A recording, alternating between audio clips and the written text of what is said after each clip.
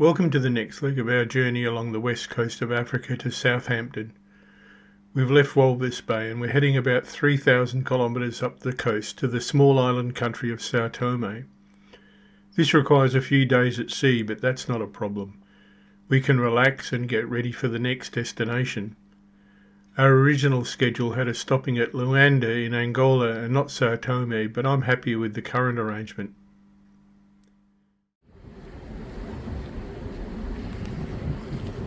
It's Friday the 15th of May 2026 and we're trundling our way at a leisurely pace north to São Tomé Príncipe, which is our next stop.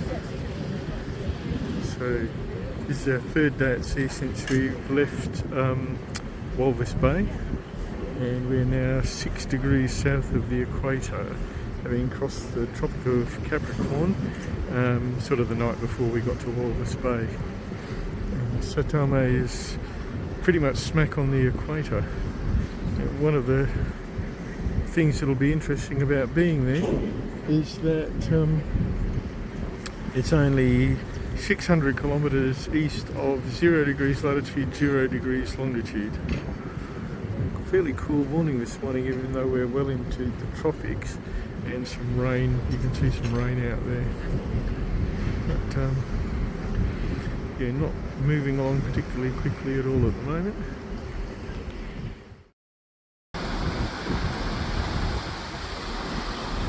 Well, those ships travel pretty slowly. We've been travelling at about 17 knots. Just the persistence of their motion, you cover a lot of distance in a shorter time than you think you will.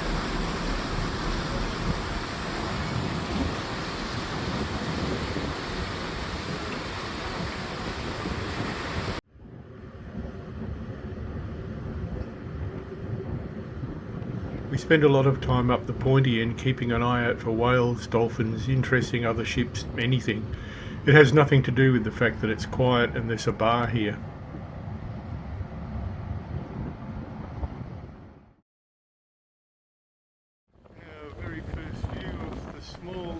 The 16th of May and we've arrived at São Tomé.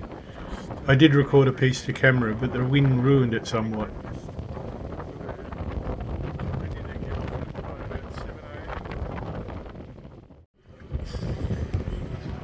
Got one of the tenders lowered already. Just doing another one now. Just steered up from the bottom. Looks like it's actually pretty shallow here. This is a bit of a better view of São Tomé. This is This is the main city, São Tomé itself. Those little bumps up there would be volcanic cones. I'll get some statistics on the place for the video. As usual with tender ports, there are tenders shuttling backwards and forwards, but no passengers disembarked yet.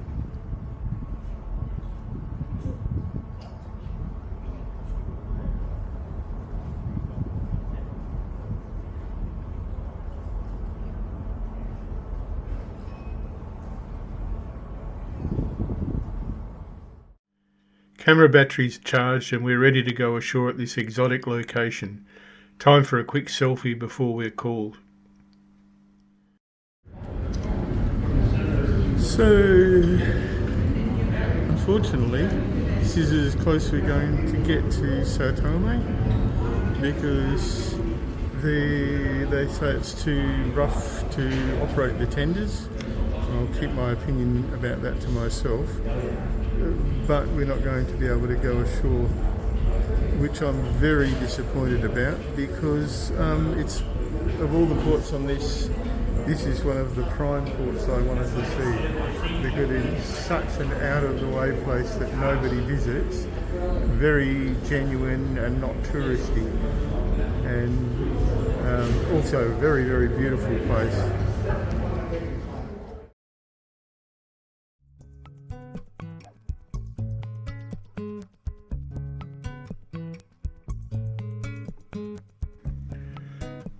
I'm so disappointed, but what can you do? You have to trust the judgment of the ship's officers. I'm presuming that everything was okay at the ship end, but maybe not at where they'd planned to land us. There's quite a swell running into the bay. There's some discussion about it later, but we never find a specific reason why. All we can do is gaze across the short distance between us and the shore as we make ready to sail away. I hope the tour operators were covered and didn't suffer a big loss.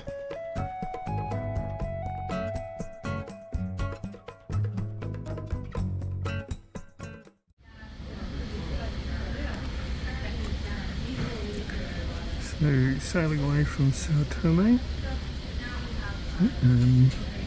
Again, disappointed, but that's the way it is. And we have now crossed into the Northern Hemisphere. So, next landmark to go is the Tropic of Cancer. And I need to get a Coke because I was washing all the DEET off and I got some in my mouth. I know you needed to know that.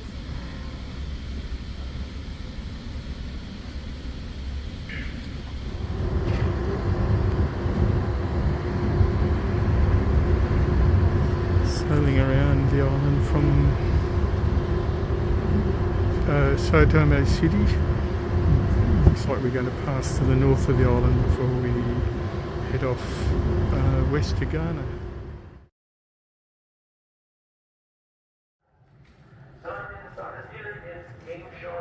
Different game shows constantly away. At 7 p.m. we will have our $5,000 student game show. We spend the afternoon in our usual haunt, doing crosswords, playing board games, and then off to dinner.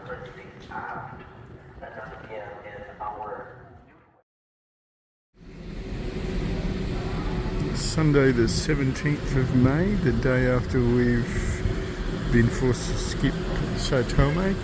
This is a scheduled day at sea on our way to Takoradi in Ghana.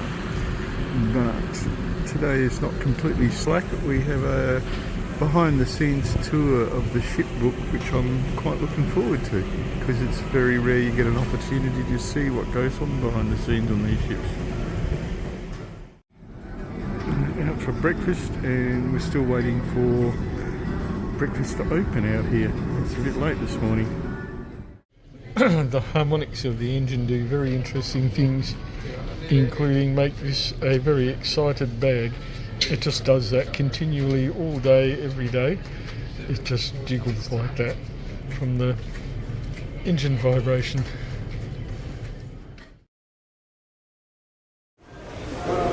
We started on our behind the scenes tour, very noisy. It's allowed to have a look in the kitchen. There's going to be some spots that we go to that I can't take photos, can't take pictures of though.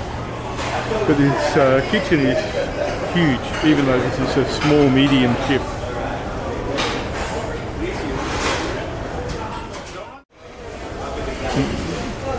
People posing for like a memorial commemorative photos, don't know whether right there. Angela reading all the menus stuck up on the wall. We go again? These are all the menus.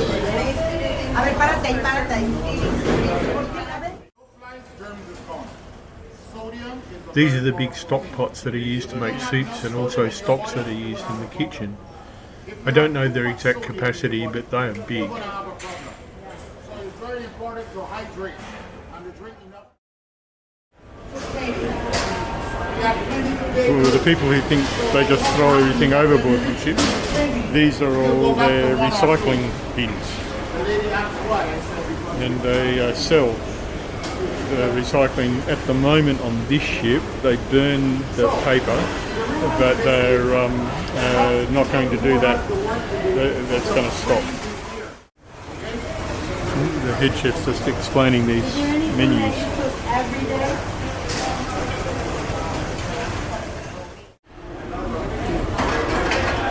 Looking through into yet more kitchen galley.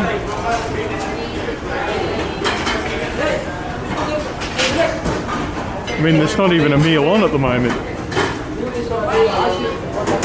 We don't need 4 seasons for breakfast. We only need 7 seasons. So that's where they're going. That's the sit-down restaurant for breakfast. Okay, so they're still doing breakfast. Nighttime, both is open. Okay.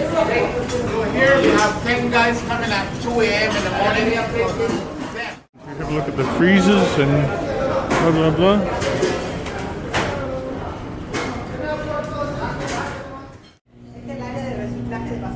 Here is some of the stuff for recycling. Glass, machinery. Now we are like big fruits like watermelon, cantaloupe, and honeydew. We received like almost 8,000 pounds from our usual order of only like 3 or 2,500 pounds only for one. But you said that you always ask for the minimum amount, so it won't be Just a bit more of all the stuff packaged up to be recycled. And when we call it a port, it's got an appropriate facility that will get dropped off. Looking at all the people I'm keeping off camera is yep.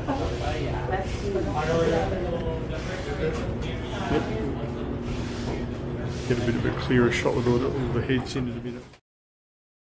They must only use the red chopping board. For the poultry, they must only use yellow and beige chopping board for the Toto's sitting here in the cool. This is sort of like a cool area, and these off to the side are freezers. Where's the ice cream? You better put that in the front. I'm just kidding. No, but ice cream we cannot put in here. We have a separate for that. One of the freezers. Yeah. Close the door now. Okay. Then second. Oh, there, ice cream. So this is one of my favorite box. You're gonna ask me. It's an ice cream freezer. So here in the provision area, we have like 25 different flavors of ice cream and so on. But in the bigger shelves, and then all the old ones must follow. As long as they have vanilla, that's all I care about. Yeah, well, I like Roman raisin. I like Roman. And turkey every week freezer. we actually do the inventory weekly to make sure all of the food items are in terms of quantity management, so they are all in good condition. And every quarter we do the quarter inventory, so all of the. In case you're wondering, the onions are South African. They would have stocked up quite a lot when we were in Cape Town. Pineapples, fish thawing out. All would have been staged. Fruit and veg in there. Spring onions, limes. Yes, we did see where the alcohol was stored. There was a lot. I think I was so stunned I forgot the video. Is everybody here not by inside of the fridge? And that's the loading door there. Right. Get a move. Thank you very much. Thank you. So these pallets are broken and they'll be offloaded.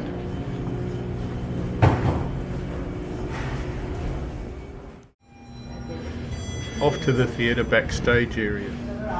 Emerging back into the real world. Look at that.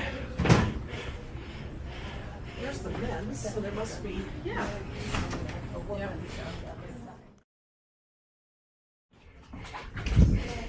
This is part of the wardrobe area of the theatre. This is Pageant. Down steeper and narrower. I don't know how they do this in high heels. So we do a mix. We're doing 50% vodka, 50% water, and we spray all the cushion pieces where like they'll get odors and things like that. Why vodka? Because it kills all the bacteria, which is the one creating there. Yeah. Make sure though rookie mistake. I did this the first time. I use a flavor vodka. Oh. No. That's gonna stain. Make sure it's just a plain, and you do not mix cocktail night with laundry. So just Make keep sure that not to drink it, no? Yeah, don't drink it. So half and half vodka and water and then you spread it. Yeah, 50%, and then you should spray it. Doors at the back of the ship. Out onto the promenade deck. And back inside. Thank you. Go back in there. Secret areas again. These are secret lifts where all the food comes up and down and blah blah blah.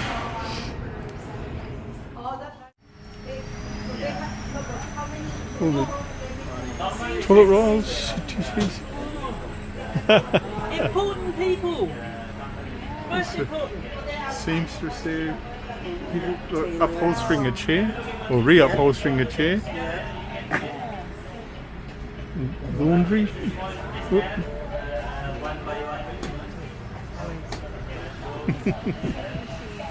See, they do fix stuff. Whoops. The other important thing is that this being a ship, everything is strapped down. There is nothing that is just left standing around. And when the weather we had out of South Africa, you can see why. The laundry. As you can imagine, another very busy area.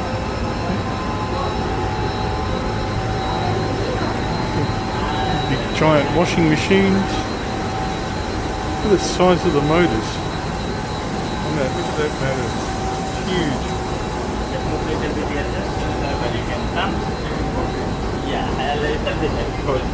Gigantic dryers. And this is our main laundry. This is our big machine. The capacity of... So these are 170 kilo washing machines. In front. And these dryers. Hang on, I'll wait till everybody goes. Oops, on the spin. These dryers have a capacity of 70 kilos each. And there's another washing machine over there for medical stuff. This machine here, these two guys are operating, is actually irons the sheets. The towel will be put on that machine.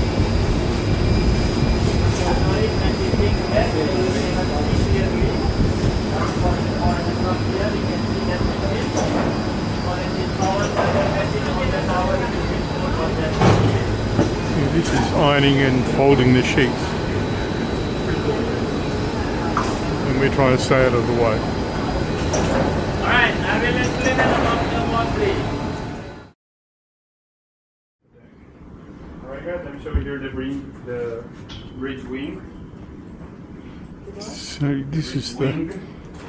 And you have a glass button, you can tap on it. Oh, okay. Okay. So this is the pointy end of the ship. We're actually on the Feel bridge, free to step on it. but unlike the Ortelius, we are not permitted to take pictures of the crew or the systems. Just down there on the foredeck, you can see some yellowy goldy things, and they're spare blades for the propellers. So this is all the bridge. This is the bridge, but this is all you're going to get to see. So this is big hall. So you have different View out of the back of the bridge wing, kinds of and the bridge watching wing's got a techniques, 'cause for example, transparent floor. when you cross These people are kindly Kuala testing Lumpur, for me. when you go from Singapore to And Kuala that's so Lumpur, you you can see when you're we docking, pass because it's in an enclosed bridge a wing. strait, Malacca Strait is very busy.